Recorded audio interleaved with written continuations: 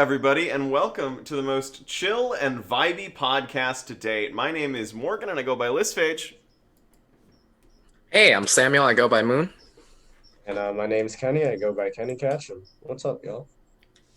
What is up? We're going into finals period, so you can see that all of us are a little bit dead right now, but we still love gaming, and that's something I say every morning that I wake up, is that I still love gaming. Still love gaming. I gotta. I feel like that sounds like a cult. Like you have to wake up every morning saying that, so it's just engraved in you. Like, It's in my blood, it's in my DNA at this point. Like, hmm boy, do I love Before you gaming. get in your morning calisthenics, you gotta get like, yes, I love gamings. I love gaming. God, imagine doing morning calisthenics. I feel like that's kind of antithetical to being a gamer, you know? Like I got to get in my morning finger workouts, Yeah. get the joints rolling, you know what I'm saying? I actually have a routine every morning. So I wake up, I crack my fingers out, get them ready. I do one chess match, just get the mind mentally prepared. Then I hop into one Pokemon Showdown match, just beat up a couple children in some random match, and then I go onto my PS4 and play And there Fortnite. you go. And that's how you work. I like that you bring your strategic chess brain into Fortnite so you can I mean, really like castle the queen's rook, everything out in this Fortnite. is a controversial statement, but I think Fortnite is just the battle royale of chess.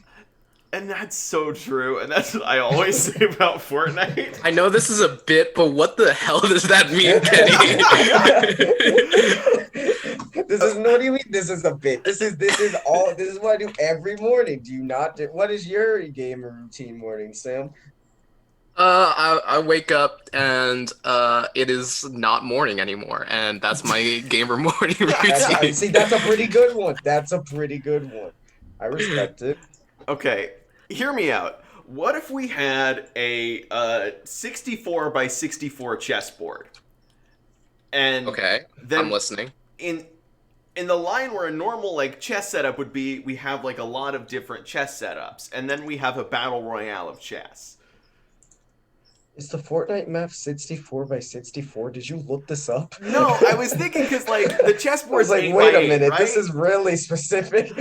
Chessboard's 8 by 8. So if we Yes. have like 8 people on this side and then 8 people on the other side, 16. Well, hang on, wait, yeah, 16-person chess free for all Fortnite. You know what I'm saying? So you are each person is one chess piece. Wait, is each No, person one chess board or one chess piece? no. This Each is a person is like chessboard. one chess set. It is too early for this, and it's five Oh my! o'clock where I yeah, I am. I am freaking out now. I jokingly said that statement, but now we've gone too deep. But there is a four. If I play chess on chess.com, which is probably the most common site, and there Mm-hmm. is four-person chess where it's like this weird board that's in a cross shape, and you have like a person here, here, here, and here, and the goal is like to be the last person standing, essentially. Yeah. That's always fun. The I only mean, problem with it is like if you're unlucky, everyone will just kind of gang up on you. So it will be like a 3v1, and then once you lose, then two people have to be like, yeah, I'll work with you for a bit and gang up on the other guy, and then it's just a 1v1 where your pieces are already in a really weird position because you've been just playing weird from the start. Well, you see, that's why my 16-person chess solves that Mm, problem. I feel like the I this see. alliances just would be. reminds me. This just reminds me of the 5D chess game that came out like over the summer, where it's like you can your pieces all have moves like on a regular chessboard, and you're playing regular chess until the moment that you also can send your pieces back in time, Yeah.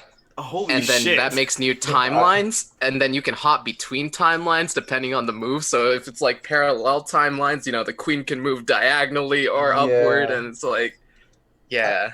I watched one video on that stuff, and it was by Hikaru, who is a grandmaster of chess. I think he's the best American chess player, and he was genuinely like shocked for an hour because he just did not know what he was doing. and it was just so confusing, like the idea of getting checkmated like back in time to Checkmated in the lose a past. game.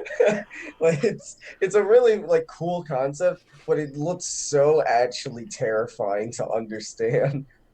I did a best of five with my friend in 5D chess, and it literally took hours because, like, the Oh first my few games we God. were just making all kinds of new timelines, and it was just a complete mess. It just doesn't like I feel like it shouldn't work, but I guess it works if you actually know how to play. But if you don't, Yeah, it could go for years, honestly. But wait, okay, so normal chess is two-dimensional. right. Time would Yeah. introduce a third dimension. So is this just three-dimensional chess? I But you can well, also hop between yeah, timelines, you can so there's hop another between dimension. timelines and make multiple timelines. Well, that would only bring you up to four dimensions, right? I I think don't it's also a meme name. Yeah. The last dimension, doesn't it? Like the last dimension would be like if you could enter the game itself and alter it. That's the true fifth dimension of 5D chess. A rook actually spawns in real life and kills your grandfather, Kills. and then you never Holy played sh- 5D chess. Yeah. That'd be terrifying. God, just a giant, like, 2 meter tall chess piece right behind you. Just smashes you. Almost as bad as wizard chess. Which is just, hey, wizard chess is just Wait, pretty much normal chess that you can only play once.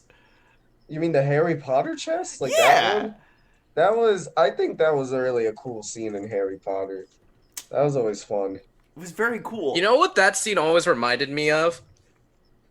That scene always reminded me of those old Lego chess games where it was like you were playing chess with Lego pieces, um, but like there were video games based on these Lego chess boards, and when you captured a piece, it would do like a cutscene where like the piece just What? beat the other piece's ass, Huh. and I played it,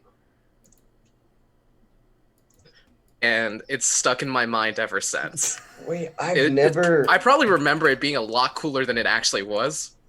Yeah. I've never heard of. I'm looking it up right now. I need to see a cutscene for this. I'm getting some visuals here. Oh I found a no. YouTube video with every Lego chess cutscene. Is it like, looks like it's like cowboys versus Indians or something from It the one looks I'm like looking there's at. different settings because there's also Yeah, like a Wild West one. that's the one I'm at. Hmm. Yeah, and there's a pirate themed one.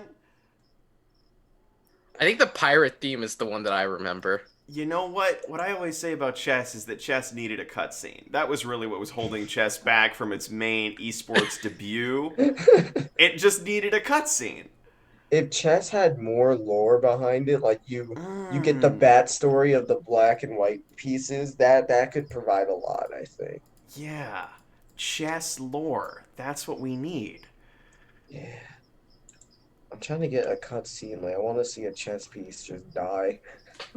Oh wait. I think I found one. Hold on, let me watch this. Now, Let's see Kenny, what's you gotta happening. describe it for our audio listeners. Okay, so wait. I'll start from the beginning.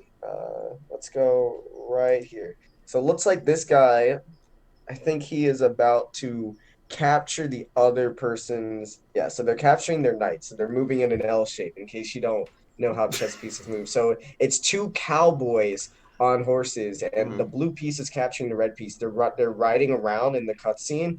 They have these baton. Oh no, it's a gun. And the blue guy, the blue guy just jumped, and then what? Wait, that's the cutscene. What? Wait, nothing happened. What? Wait. I'm sorry, audio viewers. Something's off in this cutscene. It looks like the blue guy jumps over a cactus and baits the red guy into hitting the cactus because I guess he never saw the cactus and he just falls to the ground and Mhm. that's it. I thought he was gonna shoot him. Wait, Yeah. there's another one. This it looks like there's a knight. There's a knight and This is some the rest of other the guy. podcast. Oh my goodness. What just happened?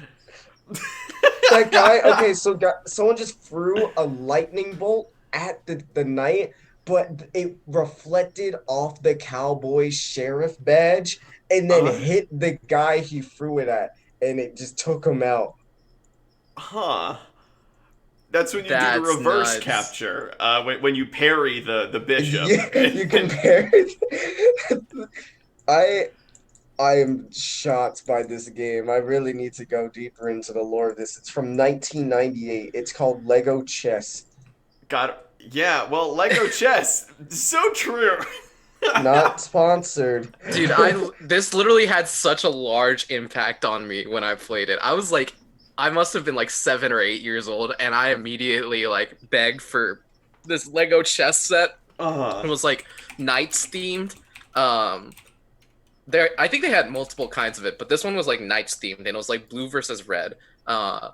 And God, I didn't even play chess with it. I just made like these storylines about this is the chess evil lore. queen, but she has stolen the king from or like the bishop from the king, and the horse pieces were literal horses, That's and true. everything else was No yeah. knights, just horses. Well, I'm finding a lot of websites where you can download Lego chess. So I do, if you do want it, it's from 1998, and you too can play Lego chess. Put that in the chat real quick. Oh yeah, here, let me. I just Uh, googled download Lego chess. Hey, I don't vouch for this website. I don't know if it's safe, but if oh my you're God. willing to risk it all for some I'm Lego chess, I'm honestly, if it works, I'm gonna stream that. I just rec stream. I just recently started streaming again on Wednesday. I'm supposed to do Spider-Man, but Lego we can chess take a though. break. Yo, I got Parsec. Kenny, see me in Lego chess. Yeah, I will destroy you, man. I run I'm a cowboy main with a nice secondary. I don't know what the other pieces look like. It looks like there's a guy with a cannon. I'll say he's Huh. my secondary or something. Well, speaking of streaming, Sam, how did your Hades run go? Yeah. It was unfortunate. I took a loss, but I think, that was to be expected. I think the good thing that came out of it was number one, because of the way that Hades works, I can blame my first game's loss on RNG and not on me being a worse player than the other guy. And I in the second game, it was looking pretty tough for me. I was down to my last life. I had used up all my death defiances. I was fighting big old dad Hades, and I was one hit away from dying. And I just clutched up. I got the dub. I beat him, and I may not have beat the other racer, but I beat my inner demons, and that is what matters in the end. And that's so true. The arc we all wanted to see. So, Sam was actually competing in the World Championships Hades speedrunning tournament. And it was pretty cool. I did enjoy watching it. It was a ton of fun. And we did enjoy that clutch. That's So all I how can Yeah, say did no, about the that. so they do. or- Go ahead, Kenny. I was gonna say because I was not able to watch it that night. I was kind of sad I couldn't because I was Mhm. excited, but I'm confused. How did the tournament work? It was like 1v1 speed runs, or was it like everyone in the tournament Right, right, right. competed at once and like you just went for 1 or 2 rounds or something? So what we're talking about is the Hermes Cup, and what the Hermes Cup is it's 16 of the best Hades speedrunners, just competing against each other to see who's like better than each other. So the way the Hmm. tournament is structured is it's 16 of them. It's single elimination. So and it's 1v1 rounds, and each round Okay. is you and your opponent have like this pool of seven kinds of weapons that you can choose. So in Hades, there are six basic weapons, and they each have four aspects that you can choose from. So Hmm. prior to the beginning of the tournament, like they announce, all right, here are the seven aspects that we're going to be using in this tournament. So you and your opponent can ban a number of the aspects, and then from the remaining aspects, you guys are just going down the list, competing against each other in a best of three for round one and a best of five for the rounds after that. I see. Very interesting. Yeah, I guess I've never like and it's yeah. I never thought about the possibility of a speedrun tournament. Like it just doesn't make sense in my head, but I guess it does make sense now that I'm hearing about it more. Well, there's games done quick. I Yeah, mean, that's speedrun. essentially speedrun tournament. Yeah, speedrun races are pretty common, and Mm, I think that it's interesting in a game like Hades where there's some parts that are majorly influenced by RNG, and your skill as a player is not only like being able to have a game plan going in, but also being able to adjust your game plan like in response to those. Like there are some RNG elements to where it's like, oh, I just got less good rooms to deal with, and so I'm inherently yeah. gonna probably have a worse time in this sense. But there's Hmm. other elements of randomness that are like, all right, well, my weapon got this kind of upgrade, so that unlocks this upgrade later for me, this upgrade later for me. This is what I'm going to be able to do going forward, and now I got to make a choice between this and that. And because the races are done in real time as opposed to in-game time, you don't have as much time to make decisions as you would normally do. So it's a lot of being Oh, able to make quick interesting. decisions, understanding the mechanics of the game well enough to be like, yes, if I do this, this is what's it's going to open up for me later, and this is how I'll have to adjust my play. So Okay. it was really interesting seeing the second seed at work, who I was up against, and like I went back and watched that VOD a couple of times. Dude's good at I was it. gonna say you went up against the second seed. That's pretty big, but also scary. Yeah, I definitely wasn't going in expecting for like a victory for Whoa, myself, whoa, but whoa, I was whoa. definitely gonna try and put up a fight. I But I had I had yeah. faith, man. Hmm. I believed. Next I time. believed Next in the time. best moon, man. Easy. Yeah, I mean, next time is going to be in a couple of months. I think I'm probably going to be taking a break for a little bit just because of how busy school is getting and the fact that there are other games that I want to get to as well. I feel like I've Fair. done a lot in Hades so far, put in a lot of time. So, probably going to be stepping back for a week or two and then probably get back to doing it because I had a lot of fun while I was doing it. So, Yeah. I don't see myself staying away for too long. Yesterday I was watching Stinzy, who was another person in the tournament, like practice before, and that was the first time I actually like Hmm. watched Hades, and I guess like watched a Hades speed run. And I was just like, damn, this is kind of crazy, but it looks Yeah. fun. I No, don't know. there's I may want to play the game. I don't know if my computer can run it, but I may get it. I mean, Nintendo Switch. It's it's great on the not Switch. that Oh, it's on the intensive. Switch It is too? on the It's Switch. great on I did Switch. not Yeah. know that. Yeah, I've been playing on Maybe I'll get Switch. it then. It's like so much fun to play Hades just anywhere you want. I love, well, Not anywhere I sponsored. want, quarantined in my room. You know how it is. Right. Not It's sponsored, by the also way. We're apparently mad at they're apparently Nintendo. working on a cross-platform save thing, so that's pretty Oh, cool. nice. Yeah. Hmm. So, yes, Steam allows you to get the mods needed to run it as like a race, but I think it feels like God. When I was playing Hades casually, like that was some of the most fun I've had in a video game as well too. Like it's just a very deep game, very cool game. I am super happy about all of the nominations that it got for the Game Oh, Awards. It got yeah. How 8 of Game them, many? Awards. It including got eight Game of the Year, and a nominations? pretty Wait, whoa, yes, whoa. it's I know it I got think it's Game of actually the the Year. I didn't know what else it got. uh-huh. That's insane. So the voice actor for Hades got the nomination for best performance. It got best direction, I think, best soundtrack. Gosh, other Wow. stuff going on too, but yeah. I did not I know it mean, got up there like that. That's pretty big. Mm-hmm. it's I mean now Supergiant is tied for second most nominations at the Game Awards, and they're tied I think with Xbox, and the only one above them is PlayStation, and they got hella games. So Yeah. like to be up there with one game, that's nuts. Yeah. Well, now I gotta get Hades, I guess. I knew it was like a game with Oh, best why did indie my game for camera sure. just stop? Bro, my Oh no. camera just Well, stopped for no reason. I'm sorry about that, yo. I don't know what just happened. Uh, I mean, we could talk about this right now. This year's Game of the Year, like class, I guess, nominees. It's stacked. It's a it's yeah. stacked it's group of games. pretty amazing. Before we move on, I do want to say Hades on the Switch, it does lag a little bit sometimes when you get higher enemy numbers, I but it is see. not enough to be Mm. like detrimental. It's really just kind of a minor annoyance. So if you are getting Hades on Hmm. the Switch, know that. I mean, if you don't have a PC to play it on, absolutely get it on the Switch. It's amazing. But like, yeah, Animal Crossing absolutely deserved that nomination for Game of the Year. Yeah. I didn't think play it. It But is popped it is off. the second best-selling game of the year, only behind Call of Duty Modern Warfare. that's And bizarre. that means it's pretty good then. And Yeah. it's Because everyone will always buy Call of Duty because it's Call of Duty. That doesn't mean mhm. it's good though. Uh-huh.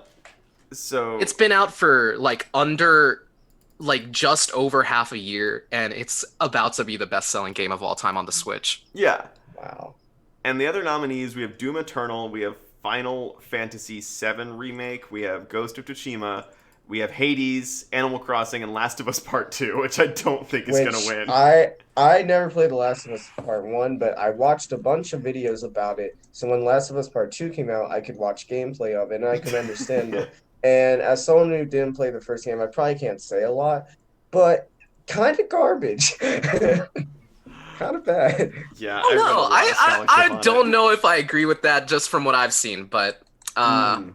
yeah, I know that it was unpopular. I feel like a lot of the unpopularity or like the discourse around the unpopularity came from a very toxic place. And I think I can understand, being upset about the main character that people love from the last game being killed off, but like some of the other gripes just seem kind of petty, honestly. I feel like they made a game with enough petty gripes that everyone could hate it, and that was the problem. Like, people with vastly different opinions all hated Last of Us Part 2 for different reasons. Yeah. True. That is definitely stuff that I've heard. Mhm. Yeah. I think yeah. Go ahead. No, you go. I'm still thinking. Yo, kinda Kenny, just started. green screen. Words kind of just started coming out of my mouth. I'm like, oh, I don't know where I'm going. Well- Yeah, no, I'm not. I think I've been pretty vocal about this on the pod, and it may just be a product of sort of my gaming story, like what kinds of games that I've played and enjoyed in my life. But I'm not a big fan of the overly narrative-driven, cutscene-driven video game Mhm. genre that a lot of people are very taken with as of late. I feel like that's, at the very least, that's not the apotheosis of gaming, like some people have called it. I just don't think like that's what games are all about, or that's what like the end game of video game creation is all about. I think there's a lot of things that go into game design that make it a fulfilling experience beyond just, oh, look at this mo-capped character in this cutscene, and it's basically as good as a movie. Yeah, that's cool. That's an incredible technical achievement, but like I don't think that's what it's all about. That being said, and here's where I think that falls or like fails in the case of Last of Us 2 is that when people don't like the narrative, when people have issues with what the narrative is, then you lose out on a lot of the technical achievements because people are going to be focusing on that aspect of the game. And it's hard to say, like, was the game fun? Because so much of the game is surrounding this. And if people don't think that the story of the game is fun, they're going to be negatively impacted in a game that focuses on it like that. Yeah, I mean, I completely agree. I think, well, games as movies have been a thing for a very long time, particularly with the Uncharted series. And the thing is, that's not really what the medium of games is all about, interactivity. So robbing the player of interactivity does make something less of a game, I think. I mean, I love the Uncharted series. I have a guilty pleasure for games as movies. I don't think that they should be completely qualified as games. But then, like, I mean, we're getting to the thing of, like, what is a game? But I think when you try to make a movie out of a game, it just doesn't work because that's not what games do well. This is off topic, but B-Vans, thanks for the gifted sub to me. Congratulations, Kenny, on that gifted Yeah, sub to our own channel. I know I wasn't expecting it. That's huge. Thank Yeah, you. B Evans 5300, much appreciated. That is my mom. Thank you, Mom. I appreciate you very much. Well, thank you. Yeah. We absolutely love to see it. There's also, for best narrative on the discussion of narrative games, there is 13 Sentinels, which is a resource management visual novel game that has to do with time travel, which I've heard a lot about, Interesting. but I have not yet Really? engaged or played with because apparently it's a little bit boring at times. Um, You just said a lot of genre words that appeal to me and I lumped know. them together, though. Yeah, so apparently it's great. I have not engaged with it personally, but basically it's like it's tactical mech combat basically on a spreadsheet. So all of the actual Hmm. mech combat takes place in a Okay. very minimalistic grid fashion, and then the narrative plays out in a very fleshed out visual novel style. And because it has to do with time travel, you can like really change the narrative. Uh, but apparently, like the first 2 or 3 hours are reasonably boring, and there is like little to no actual interaction, and then you actually get into gameplay. Mm. Let's see. But apparently, it's great, and people like it a lot. Oh, I'm lagging out. Sam, Sam heard the word time travel and got very excited. Yeah. I could see it in his eyes. I was like, "Oh, time travel." You don't say, huh? You don't say. Listen, I think one of my favorite. I've played a lot of roguelikes this year, and one of my favorite mechanics in a roguelike was in Into the Breach, Oh yeah. because it was free Oof. on Epic.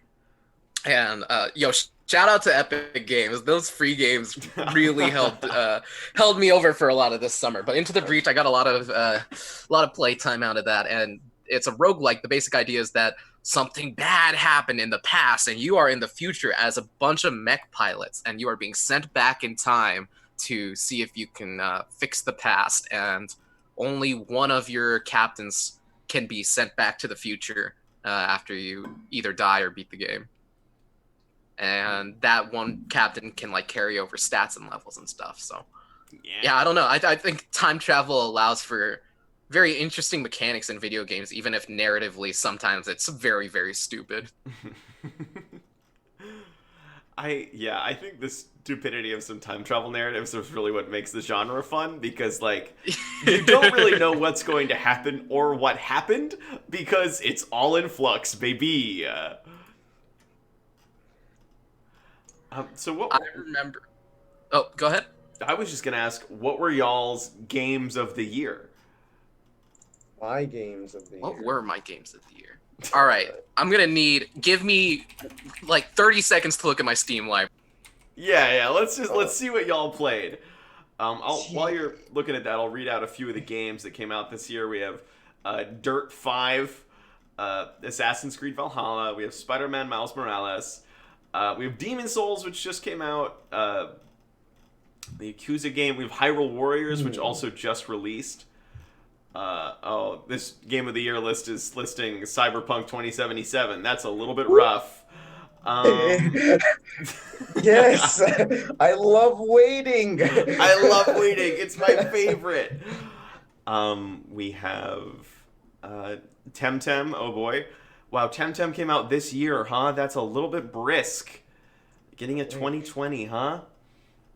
I didn't. I forgot that game existed. Yeah, I completely forgot that Temtem was a produced video game.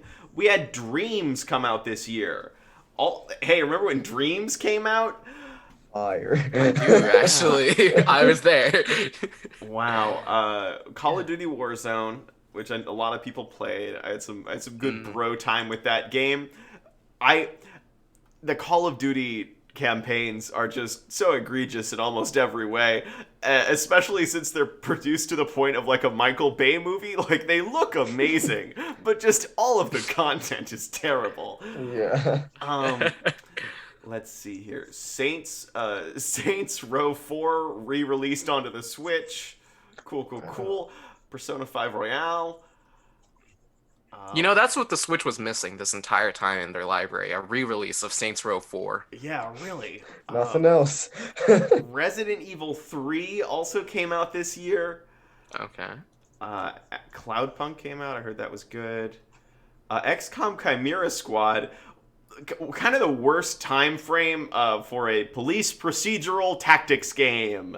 Ooh, fun, fun, Yeah. fun. Yeah, not good. Octopath Traveler also came out this year. What the hell? Really? Apparently, No. That Wait. must be for a specific platform. That has to be for a specific platform. What? let's see. Octopath Traveler. Oh, There's no way that's a oh, 2020 game. it's I listing thought that was Octopath Traveler for Google Stadia, the platform Ah, everyone see, Yeah. uses. okay. I was like, didn't that come out Yeah, like good a catch, year good or catch. 2 years ago or something? I have not heard that word in a minute. I was just ready to believe it, if I am honest at this point. SpongeBob Krusty Cook-Off. Don't think that was anyone's game of the Fire. year. Oh, they did Fire. Battle for Bikini Bottom re-release or Yeah, remaster. that came Did out. didn't they? Let's see.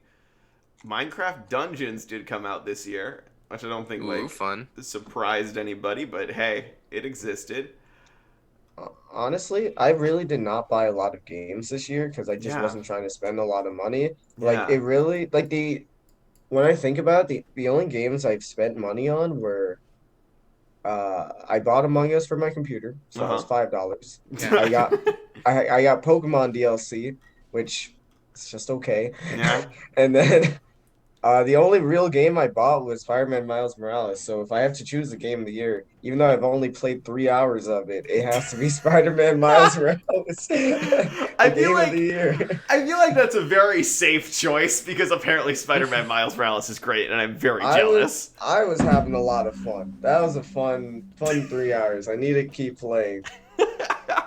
I'm a I little disappointed though because when we when Vanessa told us was talking about the game, um they mentioned how there's a cat and you can use a cat like with you in the game as a skin and you Hmm. can fight people with the cat. So I'm streaming it and my friend Chris is watching and he's beaten the game already. So I'm like, Chris, how do I get the cat? And he tells me like you have to do this side mission. So I do the whole side mission where the cat is at a bodega and it the cat gets stolen by this looter named Derek. So you have to track Derek down Fuck and you take Derek. down, but when you get there you realize that there's a bigger scheme going on where these looters are trying to get like mm, crash and like hack take down all the power in New York City to rob a bank, and Derek was just on the side looting his own thing, so he stole a cat. So because we get there, we take down all these people trying to rob a bank, and through the process, we beat Derek and get the cat back. So I'm like, this is huge. I can now use the cat. Like this is all I wanted. And then Chris is like, you also have to beat the game to use the cat skin. You can only save the cat. So now I'm contemplating like play the game slow and milk it for time or speed run it to get a cat. I It's a big evidently you can question. beat. Wow, Sam really is lagging today. Sam is just frozen. We'll never know. All right, he's back. Oh, All right, I was there gonna we go. say, yeah. Evidently, you can beat the main campaign in like 8 to 10 hours if you're really trying. That's true, but I kind of like exploring because it's just fun to swing around New York Hey, City. yeah, Yeah. totally But fair. cat But is up there cat. now. So for me, I have been a little bit more liberal about buying games, although I set aside like a certain budget because I saved a lot of money that I would have spent on food otherwise because I was sent home for the past 2 semesters. Mhm. So I set aside a budget and I was like, all right, here is what I'm working with. And there were hella sales that I took advantage of this year. Hades had that opening sale where it was $20 instead of $25. That was a good one. I feel like I definitely got my money's worth on that. Like I've been fiending that Epic Games weekly free game thing. Yes. I think the big ones over the summer were Fall Guys, which Oh yeah. you know Yeah, Fall I Guys haven't did come played very out. much since season 1, but Yeah. I mean it was definitely a lot of fun while I was playing it. Uh, I mean, no one's Um, played much Fall Guys Yeah, recently. the second Among Us got known in America, Fall Guys just died. It's kind Yeah. of sad because it really was popping off, and I was like, wow, Yeah. this is like the new game of 2020. And then Among Us just like was the imposter and killed Fall Guys out of nowhere. Ooh. and I think that's fine. I mean, Devolver definitely made bank off of it. I don't Yeah. think that they could be too upset with how that turned out. If you're only viral for a few months, you were still viral for a few months, and pretty much That's true. everyone in the world was playing Fall Guys Yeah. for a Yeah. few months there. So good stuff for them. How it turned out, I think that's a combination of just trends changing and a little bit of mismanagement in terms of updating the game and keeping it fresh for people.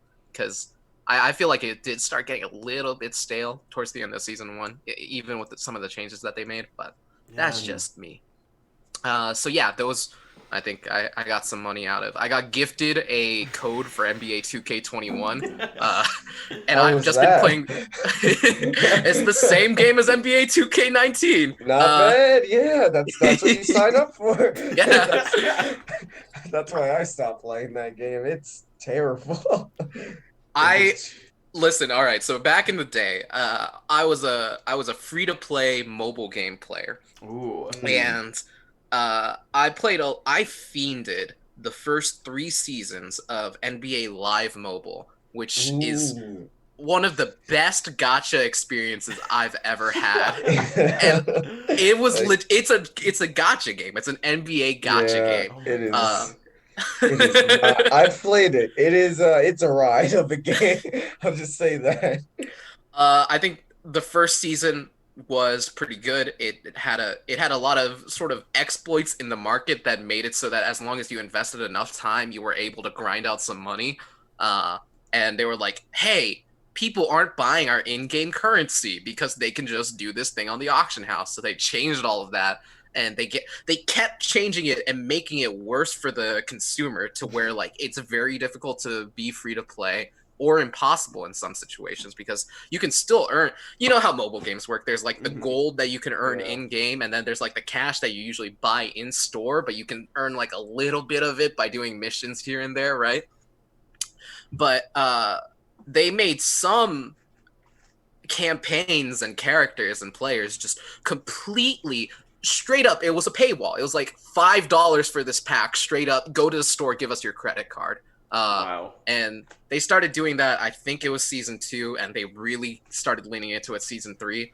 I was very upset about it and stopped playing it at that point because it just what I one didn't have that much time to invest in it anymore, and two, I wasn't going to be getting the same results because I wasn't paying to win. So, yeah, I mean, it kind of went the way of the dodo. But in NBA 2K21, in past NBA 2K games, I just play my career because that's fun. It's like, yeah, I can play on a modern team against the current teams. I am NBA Yeah. player. Hear me roar.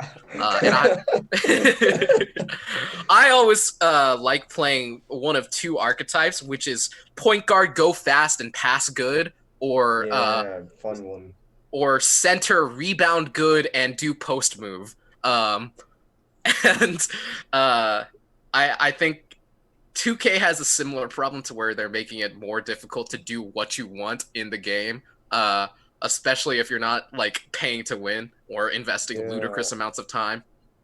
So I kind of quickly realized, yeah, I don't really want to invest my time in that. So instead, I decided to play the gotcha aspect of NBA 2K, which is my team. And I haven't spent that much time on it, but it's bringing back good memories of better days. And I have a Ray Allen card. He's my favorite NBA player of all time, and that's all I need. Nice. Well, I mean, we didn't even talk about Genshin Impact, which is the big new game right now and is another Ooh. gotcha game. I don't think any of us have gotten too invested in Genshin Impact yet, unless I am I've mistaken. well, I've played it a little, but not enough to be like some of the big people who are really like I've never been a Yeah. fan of gotcha games, TBH, because I just hate that concept. I'm not someone like I'll buy a game and maybe I'll pay a little bit more money or like if there's a DLC I might get it. Like I like probably will, but I'm not someone who's gonna like pay $60 and then spend like another $200 to keep playing. Or even Yeah. for a free game. Like the only free game I've spent money on are probably a couple mobile games and then I'd be like, this was stupid and Fortnite, and that's because you just need to pay $10 and you're pretty much set for the entire game, and that's it. Yeah. I mean, Genshin Impact, I played a little bit, like probably a week after it launched, something like that, just to see what it was about. And my takeaway was, man, I can't believe this game is free. And That is like true. even The if you game's don't, cool. yeah, even if you don't invest in the gotcha aspect of it, I think that it's they made a cool It, game. it's a fun game, yeah. Yeah, and people were like, "This is just like Breath of the Wild, but anime." And I was like, "Dang, I want to play Breath of the Wild now." And that was my takeaway from Genshin Impact.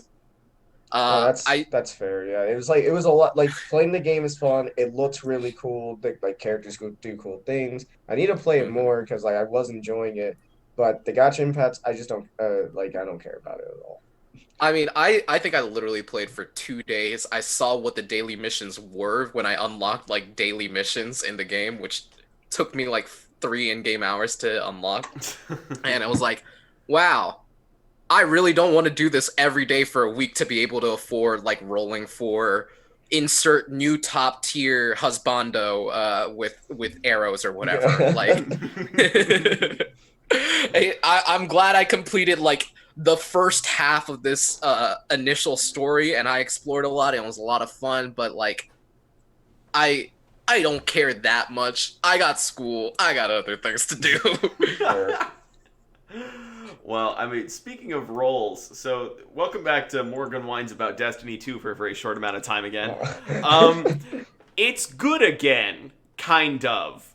Uh, so last Tuesday they released the first week of the seasonal content, and the writing is already 100% better than what I paid $30 for, and I could have just gotten for free. And also, one of the most recent thing they did was sunsetting. So basically, they took all the weapons and armor from the past few years of the game, and they basically gave them a power cap. So they're not useful. They can't be leveled high enough, essentially. And basically, that narrowed down the number of guns that were like usable in the game to about 30. So everyone playing Destiny was just using the same 30 guns, and it was really boring.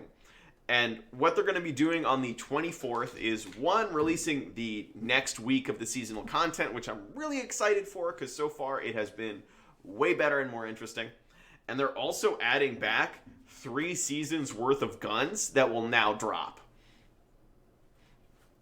So there's just like more content in the game now, and it's wild that they didn't do that before, and I don't understand how Destiny messed up so bad, but it is still my game of the year because it under all of the poor decisions. Yeah, the plot, the stones breaking the stones that you can't now.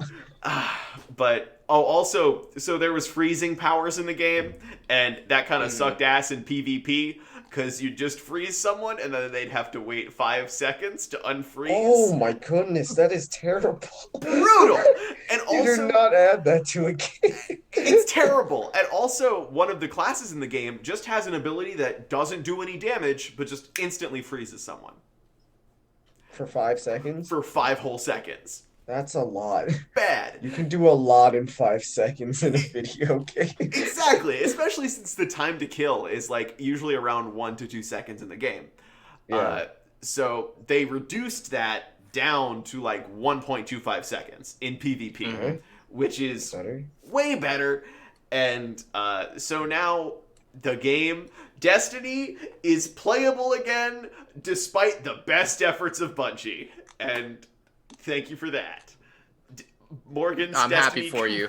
Thank you so I'm much, happy Sam. for you, Morgan. No, this is big. Yeah. Big news.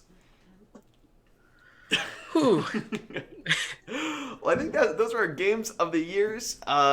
Thank you all, everyone, so much for watching our wonderful little podcast. You can find us on Spotify. You can find us on YouTube. We have a couple of big events coming up. The Brown Bookstore is doing an Among Us charity stream this Monday at 7 p.m. EST. And Kenny... We're running another charity event with Brown Esports in a group I'm a part of at Brown called Save a Child's Heart. It's going to be a big, I think, probably 10-hour charity event on Saturday the 28th. So please come out to both of these events. It's going to be a lot of fun. A lot of things are going to happen. Gonna be an I'm absolute looking forward blast. to both of those things, which I am gonna be signing up for both and figuring out what I'm gonna do probably an hour before. Oh, nice. It's gonna be exciting. All right, so we will see you there, your favorite podcast host, and that's obviously what we are. We'll all be there. Um, anything? Oh, Vanessa will also not be returning for the foreseeable future of the podcast because they have midterms and not midterms, finals, and they're also doing like job applications and graduate school applications. So Yeah, they're about to graduate, they're you know? gonna graduate or something, whatever. Yeah. But so it's just gonna be us three for the foreseeable future, but we might add some more people. We don't know, and Vanessa might also be back from time to time. So yeah. Any other announcements? uh, I've been playing Blaze Blue Cross Tag Battle lately, and I'm sick at that game. Nice. I was gonna say that I think people are mad at Nintendo because of Smash or something. Oh Oh, yeah. okay. Yeah. Listen, We should talk about this. I'll talk about this really quick. So, Nintendo has a problem with people who play Super Smash Bros. Melee competitively, because one, it's a party game. Two, they don't make that game anymore or sell any of the things you need to play it competitively. But Mm, people still love it because it's held up. The mechanics still work. Graphically, I don't think it looks that good. Mechanically, I don't want to break my hands to play a competitive Smash game, but yeah. it's definitely something that captures people's imaginations and a lot of people find very entertaining, and it's a very tight-knit grassroots community.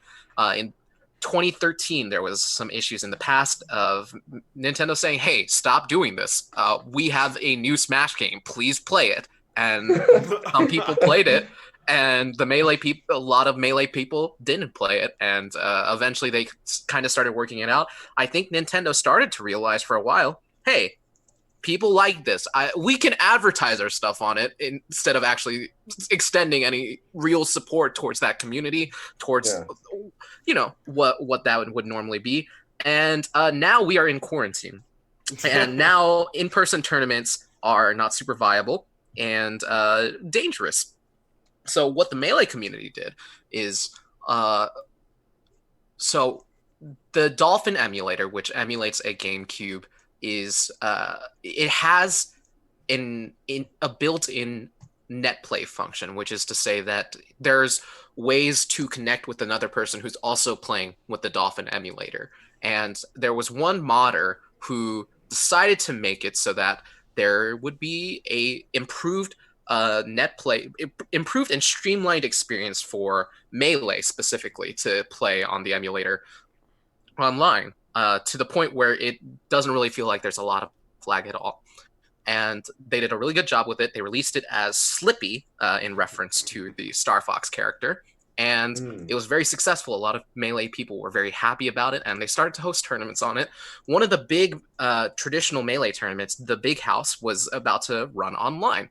And Nintendo sent them a cease and desist because, as they put it, what they put in their official statement was that Slippy requires you to play a pirated copy of the game, and that's illegal according to them. So they sent a cease and desist. The Big House Online will no longer be running.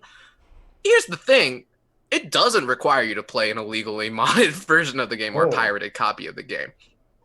So Nintendo has a weird history with mods. They're not super good with them traditionally. They don't have good things to say about them, but they're not technically illegal. The other thing is, Slippy just requires you to have an ISO, which is basically the ROM of Melee, in order to play on the emulator, which is a legal device. It's legal to have an emulator. It's legal to emulate an ISO. The illegality comes in how you procure that ISO. So a lot of times people are just downloading the ISO from online that somebody else uploaded, and that's technically piracy. But it is totally legal to have an ISO of your game that you have ripped from the disc yourself, that you physically bought this Melee game in 2001, mm. that stopped being produced in 2004. Oh, no. You can have that ISO on your I shouldn't game. have brought this up. I wanted to talk about it, but I was like, maybe we won't. And then it looked like we were ending the stream. Like, maybe I just won't mention it. I was like, no, I'll mention it for a quick sec, see where it goes. And yeah, Smash, am I Yeah. right? It's kind of a disaster. I think it just is representative of, listen, most people who have a Melee ISO probably didn't get it legally, let's be honest. But Slippy itself does not require you to have a pirated version of the game. You just need to have a version of it. So that's a fraudulent claim that Nintendo's making that I think is representative of how out of touch they are with the modding community, with a community that's very passionate about a game that they made, that they could totally cash in on. They could totally take advantage of. I'm going to be honest, the people who are playing Melee Online aren't likely to buy Super Smash Bros. Ultimate just because you take Melee Online away from them. They care about that game so much, they don't care if they're making any money on it or off of it or not. And I think that it's really short-sighted of them to make this decision. It doesn't help their brand. It doesn't help their sales. And there's a lot of people defending it saying, well, they're totally within their legal rights. That doesn't matter. The legal code is outdated when it comes to video games, modding video games, and what video game piracy is. And I think that it's high time that like there's some oversight in this, some overhaul of the way that we approach these things. A lot of times companies just kind of overlook it because they know this shit doesn't make any sense. This shit was made for movies 40 years ago, and it hasn't been updated since then. We don't know how we're supposed to apply this right now. If we applied it to the letter of the law, we'd have a very different video game landscape than we have right now. Streaming would not be a thing. Content creation would not be a thing. And that's just not going to be a reality in the world that we're living in right now.